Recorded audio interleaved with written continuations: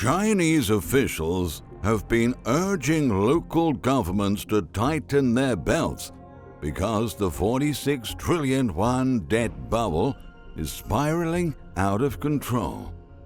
But as authorities started scrutinizing states' balance sheets to perform budget cuts, they found over 14 trillion yuan of hidden debt, and credit firms say the real figure may be in the range of an astounding 40 trillion.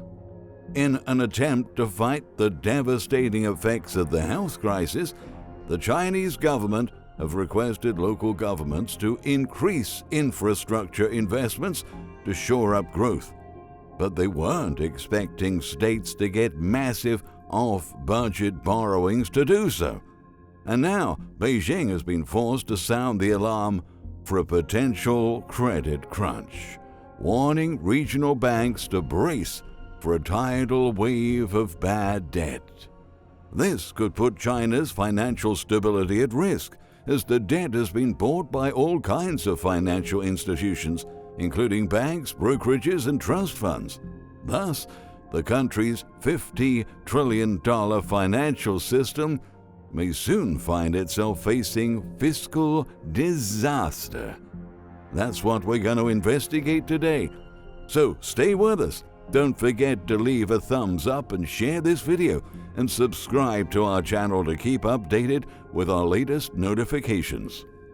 The Chinese top legislature is requesting regional governments not to blindly expand infrastructure projects, as concerns over growing financial risks resulting from the fallout of the health crisis are mounting, since trillions of yuan have been added to the national debt through the issuance of several rounds of fiscal stimulus last year. According to the Financial and Economic Affairs Committee of the National People's Congress, some regional governments are facing heavy debt burdens, while there were still new increases of implicit liabilities. During its review of budget implementation and planning, the committee disclosed to have found a number of related issues, including the effect of insufficient fiscal revenue on operations and growing pressure on the pension system, and that's according to details of the review published by the official Xinhua news agency on Tuesday. In 2020, the Chinese government debt totaled 46.55 trillion yuan, which includes 20.89 trillion owed by the central government and 25.66 trillion yuan by local authorities. The staggering debt load accounts for 45.8% of last year's gross domestic product, and experts say that since implicit liabilities are often hidden in the records of state firms or public-private partnerships, the real risks posed by the colossal debt bubble are definitely much bigger than the official figures can describe.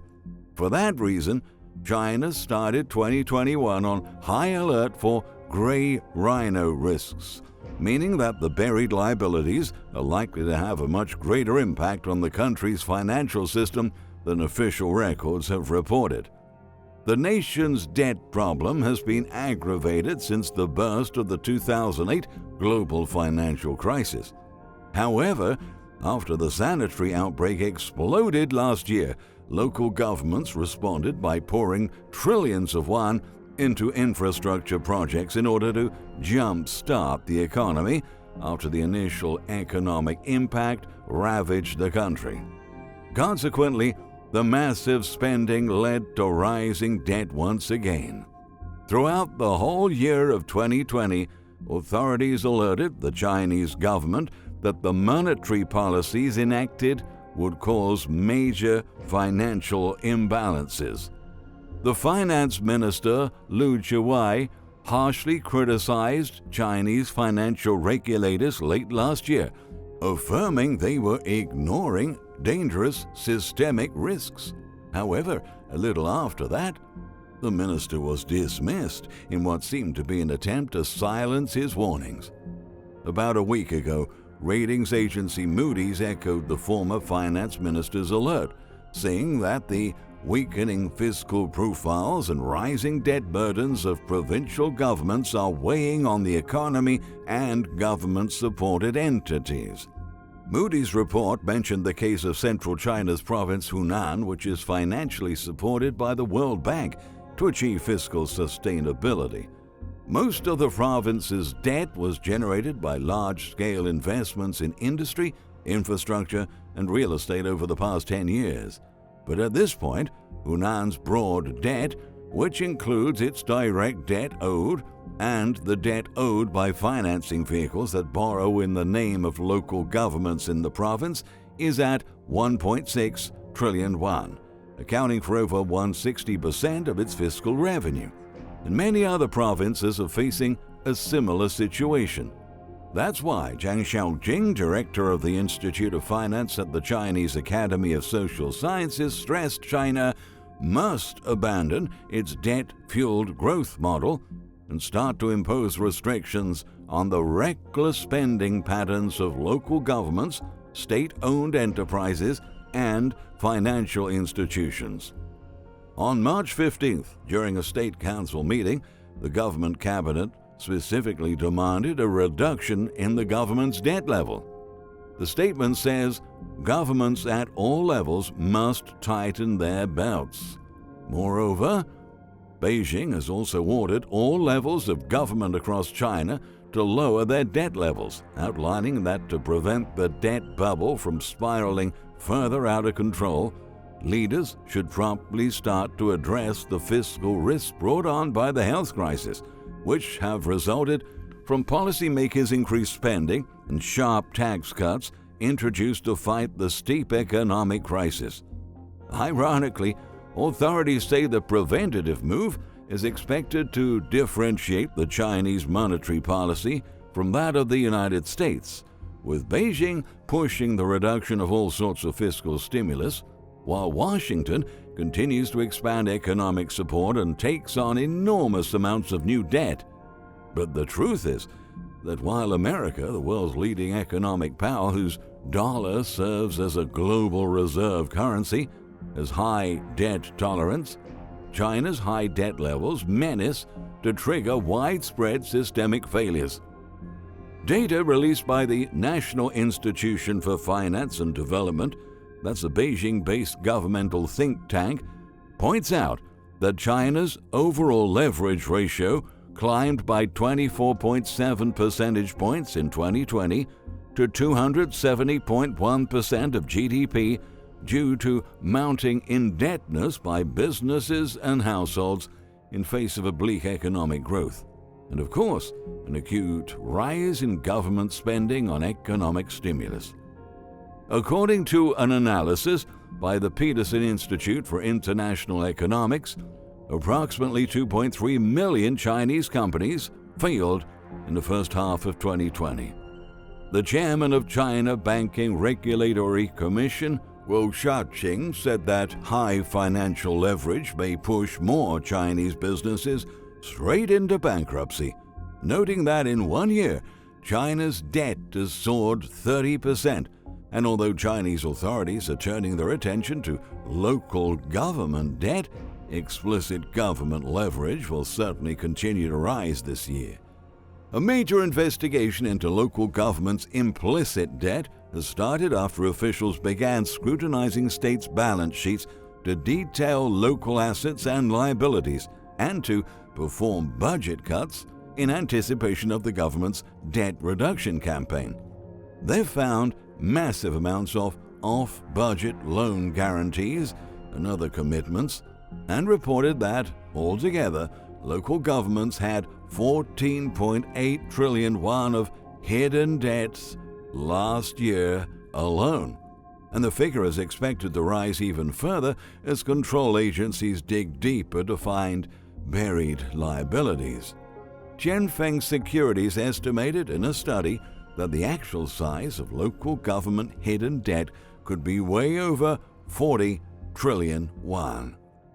The main driver of the huge implicit spending has been the pressure placed upon local governments to make infrastructure investments and boost economic growth during the health crisis-induced recession. However, the central government wasn't expecting states to resort to off-budget borrowing to achieve their goals. According to Lu Lei, a senior researcher at the National Institution for Finance and Development, state officials will continue to find ways to increase hidden debt because they're still under pressure to expand investment. Typically, this sort of debt is composed of funds raised by government-related entities for infrastructure and other public projects, and comprise an implicit official guarantee of repayment. Bonds sold by local government financing vehicles called LGFVs are one example of how local authorities obtain funds to expand spending without including it on their official balance sheets. When adding borrowing by LGFVs, China Caosheng International Credit Rating calculates the hidden debt to be at least 43 trillion yuan, almost half the size of the entire economy, with some 60% being held by Chinese banks. Now, considering the country does not have an official account of local government's implicit debt, as is technically against the law, estimates by different institutions can vary. The nation has now vowed to stabilize its macro leverage ratio and lower the government debt ratio this year to control the risks posed by the monumental debt bubble. But as Lei explained, this could be hard to achieve as on-budget spending is not sufficient to cover the investment needed to drive the economy's targeted growth by 2035. That is to say, the many decades relying on fiscal spending have increased overall debt risks. Even when attempting to curb the debt load, the government's bound to engage in extra spending to meet the goals of its economic plans. The head of the Chinese Academy of Fiscal Sciences, Liu Shangxi, highlighted that better coordination between fiscal and monetary policy makers is extremely necessary, particularly because the interest levels on existing government debt are pretty high. Now, the hidden debt alone could lead to over 700 billion yuan a year in extra interest payments. As such, borrowing is more costly to service than government bonds, he said, adding that the economic recovery and risk prevention are intertwined in a very complicated equation. It's not a simple maths question.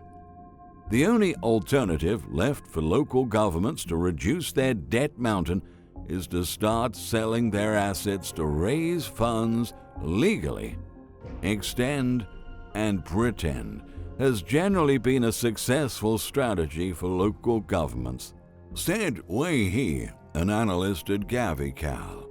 Yet rolling over debt is now getting more complicated.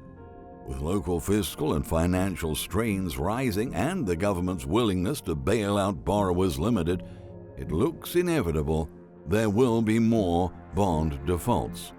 In view of the size of this uncontrollable bubble, Beijing have been forced to sound the alarm for a potential credit crunch and warned regional banks to brace for a tidal wave of bad debt.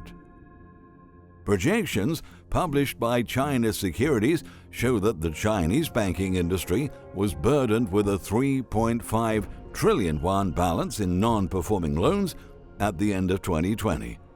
As part of the nation's stimulus package, the government conceded a forbearance period to small to mid-size enterprises to pay principal and interest payments on loans.